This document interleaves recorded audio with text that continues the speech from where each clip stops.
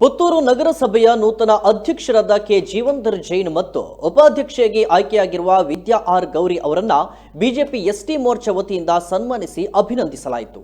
ಜೀವಂಧರ್ ಜೈನ್ ಅವರನ್ನ ಪುತ್ತೂರು ವಿಧಾನಸಭಾ ಕ್ಷೇತ್ರದ ಭಾರತೀಯ ಜನತಾ ಪಾರ್ಟಿ ಕಚೇರಿಯಲ್ಲಿ ಸನ್ಮಾನಿಸಲಾಯಿತು.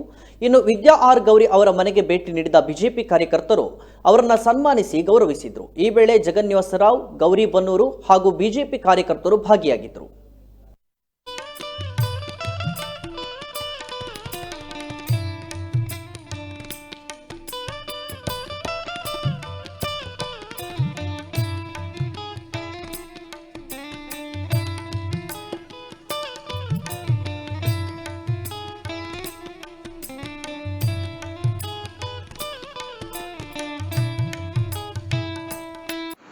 ಅಭಿನಂದನಾ ಕಾರ್ಯಕ್ರಮದ ವೇದಿಕೆಯಲ್ಲಿ ಉಪಸ್ಥಿತರಿರುವಂಥ ನಗರ ಮಂಡಲದ ಅಧ್ಯಕ್ಷರು ಹಾಗೂ ನಗರಸಭಾ ಸದಸ್ಯರಾಗಿರ್ತಕ್ಕಂಥ ಬಿಜೆಪಿ ವಿನ್ಯಾಸಗಳು, ಮಂಡಲದ ಪ್ರಧಾನ ಕಾರ್ಯದರ್ಶಿಯಾದ ಶ್ರೀ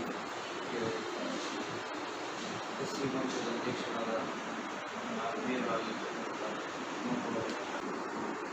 ಕಳೆದ ಅವಧಿಯಲ್ಲಿ ನನ್ನ ಅವಧಿಯಲ್ಲಿ ಎಸ್ಸಿ ಮೋರ್ಚಾ ನಾವು ಕಮಿಟಿಯನ್ನು ಮಾಡಿದಾಗ